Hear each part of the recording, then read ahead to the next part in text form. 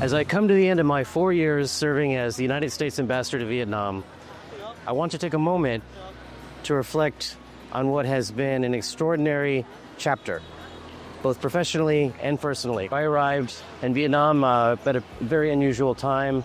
It was at the tail end of the COVID-19 pandemic, January of 2022, and like many others, experienced Vietnam first from isolation from quarantine.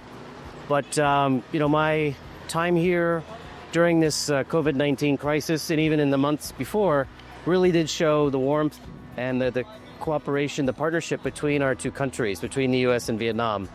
When things were most difficult for the United States back in the spring of 2021, Vietnam supported us when we needed it most with personal protective equipment, some 450,000 masks and gowns and things like that we really needed at our time of crisis. When Vietnam needed help, the United States sent around 44 million vaccines, which helped to vaccinate 1/5 of the population. And so, with that kind of friendship, with that kind of partnership, we don't do it for some deeper meaning other than just we're friends, and that's what friends do for each other. This support for each other when we needed it most really was, for me, a first reflection of just how deep and warm our two countries' friendship and partnership had become, and really just showcase the resilience and the sense of community that are so prevalent here in this country.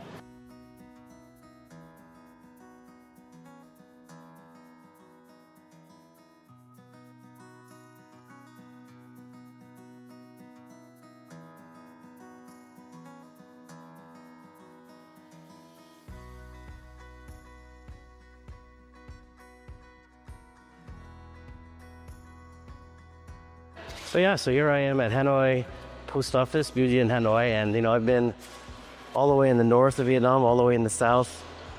My first time coming here, so this is pretty exciting for me to see this place. Very iconic building. I'm standing in front of the well-known Up, which has now been transformed into a more open, vibrant, and welcoming space.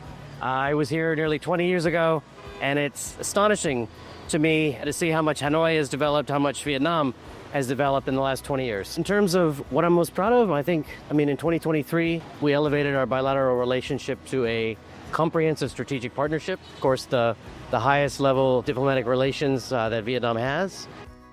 And then, of course, 2025, we celebrated 30 years of bilateral diplomatic relations. Again, another chance to look back with pride on what we had accomplished, but also to make a promise for the future and think about what we could do together for the next 30 years. Our trade, investment, our economic partnership have all grown significantly. In 2024, two-way trade in goods reached $150 billion, and we expect that in 2025 and going forward, our trade and investment relationship will continue to deepen. In October, our trade ties further highlighted the joint statement on a framework for an agreement on reciprocal, fair, and balanced trade, which will provide the foundation for ongoing talks that we aim to soon conclude. Are very pleased with ongoing efforts to promote Vietnamese investment in the United States. In 2025, we had a record 130 Vietnamese delegates from over 80 companies participated in the 2025 Select USA Investment Summit, which we believe will continue to open new opportunities for trade and investment and building bridges between our two countries. Vietnam is now the 10th largest importer of U.S. Agricultural products, and bilateral agricultural cooperation, such as trade, has increased by $3.9 billion over the past decade, supporting both farmers and consumers in each of our countries. Another area of cooperation that has increased significantly since I've been here has been defense and security cooperation. Our partnership in vital areas of protecting Vietnam's natural resources, protecting Vietnam's territorial integrity, its sovereignty.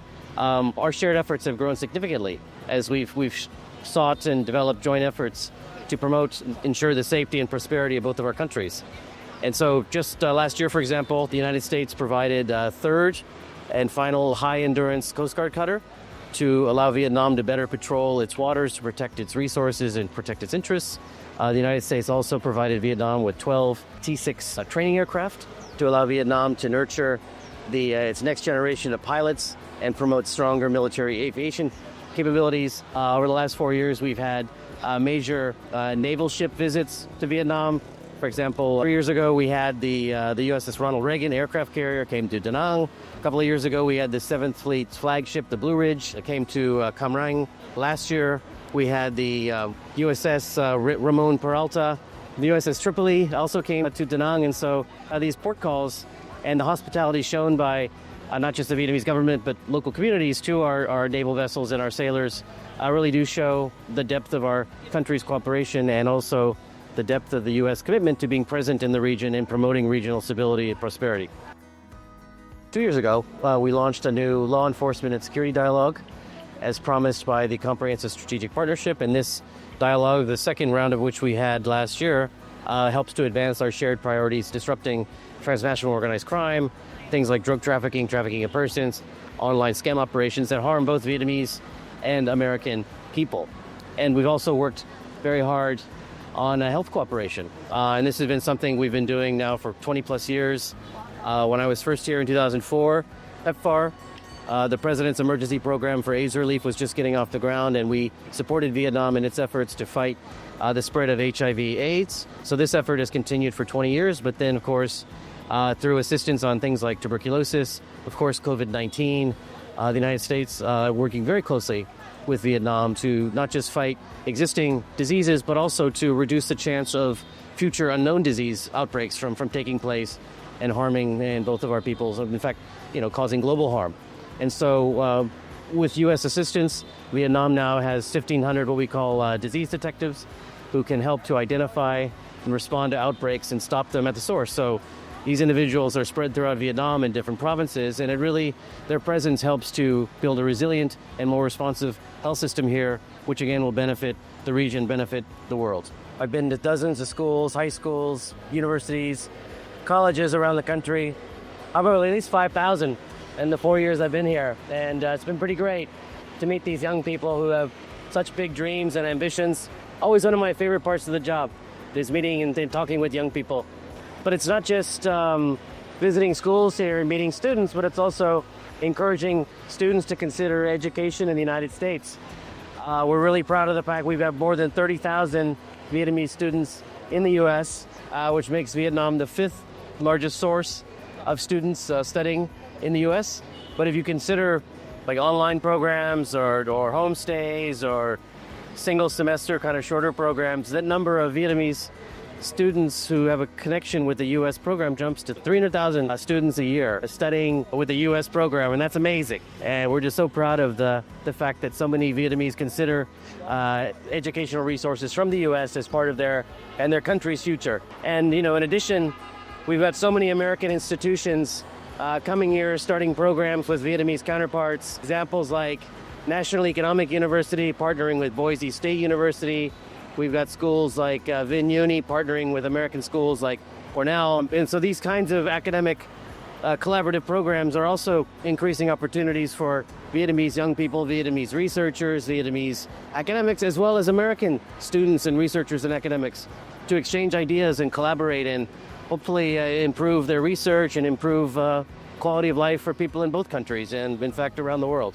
So humanitarian cooperation has been another really key aspects of our two countries' activities together. Over the last several years, the U.S. has provided more than $100 million in disaster relief and humanitarian assistance to Vietnam, including emergency support following some of the terrible typhoons and storms and floods that we've seen in recent years, including Typhoon Yagi in 2024, and then following the recent storms last year in 2025. In central and northern Vietnam, the U.S. provided $1.75 million in support. I had a chance to visit some of these places. I went to Lao Cai, I was in Long Son, and to see directly and work directly to help provide some of this support to communities and families in need. We've assisted in the construction of nearly 50 schools, many clinics, a number of bridges, disaster management, coordination centers, etc. We've been working hard to not just respond to immediate needs after a storm, but also to prepare for the next storm, to help strengthen resilience and promote community well-being. So, my connection to Vietnam is also deeply personal. My father served here many years ago during the war, and during my term as ambassador, I had the opportunity to return to the places connected to his experience here in the 1960s. Visiting these places in Da Nang and Hue, I was reminded just how far we've come, from enemies to the process of reconciliation to this new comprehensive strategic partnership, this friendship that we now enjoy.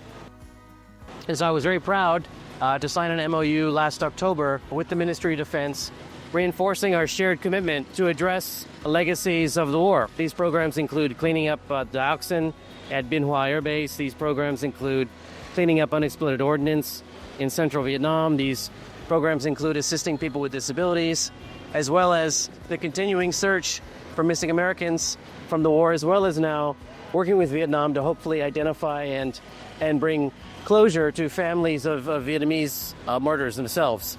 And we were able recently to confirm the identity of 2 Vietnamese martyrs using DNA technology, cooperating with Vietnam. And so this is something that's going to continue, I think, going forward. And we hope to, again, through this effort, bring peace and closure to Vietnamese families the same way that Vietnam helped bring peace and closure to American families in the search for missing Americans from the war. And these efforts are and will continue to be the foundation of our relationship. I'll always be reminded by the tree that I planted in Quang Tri in honor of my father as part of an effort to reforest areas that have been cleared by landmines. And so through this tree and hopefully through many other things, the legacy of my family will continue to live here in Vietnam. Before the provincial reorganization, I visited 37 provinces, but I think after the reorganization, I can safely say I've been to every province. And I was here 20 years ago, and if you count all those provinces that I visited then, I've pretty much been everywhere, I'm proud to say. A few places I have yet to go. I will go in the future for sure. But one of the reasons I love to travel around so much is, of course, the embassy, yes, is here in Vietnam, but there's so much more to see outside of Hanoi. There's so much more to see outside the capital here. I've always taking great pleasure in visiting cultural sites outside of Hanoi. One of the ways we're able to help contribute to Vietnam's cultural patrimony is through the Ambassador's Program for Cultural Preservation. Over the years, we've helped with preserving 17 different cultural sites, and you'll see behind me here is one of the sites that we've helped to restore, one of Hanoi's 5 historic gates, Old Quan Trung. It's one of these 17, as I mentioned, Ambassador's Fund projects in Vietnam, which over the years has had a budget of about $1.2 million. Also, throughout my tenure here, I mentioned I've met with students at high schools throughout the country. I've met with students from universities, from colleges. I've met with entrepreneurs, with government leaders, and just a sense of energy and dynamism and enthusiasm that I always get from these conversations, this feeling of great optimism, positiveness about our 2 countries' future, our 2 countries' shared goals for prosperity, for security. I mean, these kinds of interactions are really going to be one of my most cherished memories here, and really do point to, I think, the notion that the United States and Vietnam, we have a shared destiny, we have a shared future. We are together working on areas like high-tech manufacturing, working on areas like semiconductors, on education. And so these are things that are going to continue to lead our relationship. We are very much committed to Vietnam's own goals of being a high-income economy, a high-tech economy, a digital economy. These are the things that will drive the U.S.-Vietnam relationship going forward. As I prepare to move on to wrap up my time here, I do it with great optimism, with great confidence. Of course, I'm also pretty sad to be ending my time here, but I end it confident that the ties between our 2 countries are strong. They've got a solid foundation built on trust and reconciliation and shared interests. And it's going to be the same foundation that drives us into the future and allow our 2 countries' ties to continue to grow and many, many years to come. And also, even though I am the one in front of the camera like this, I also want to acknowledge, we have between our embassy in Hanoi and our consul general in Ho Chi Minh City, we have almost 1,300 people, men, women, Vietnamese, and Americans who work hard every day on behalf of this relationship, and we would not be here without them.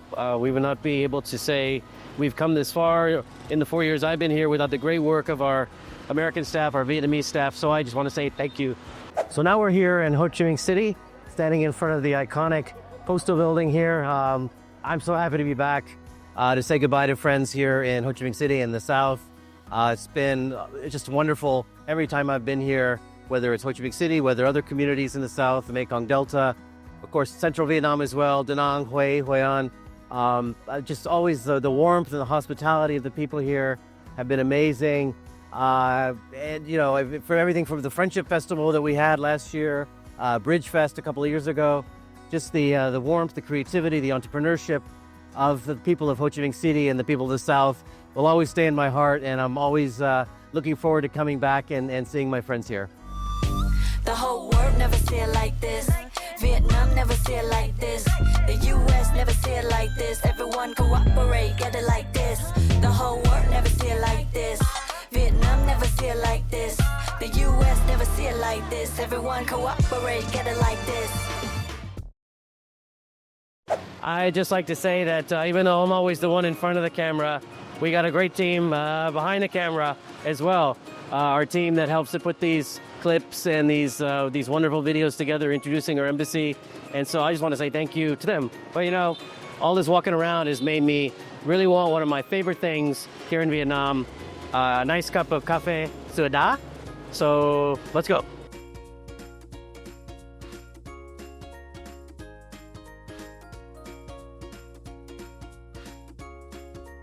Happy New Year! Chúc các bạn mã đáo thành công!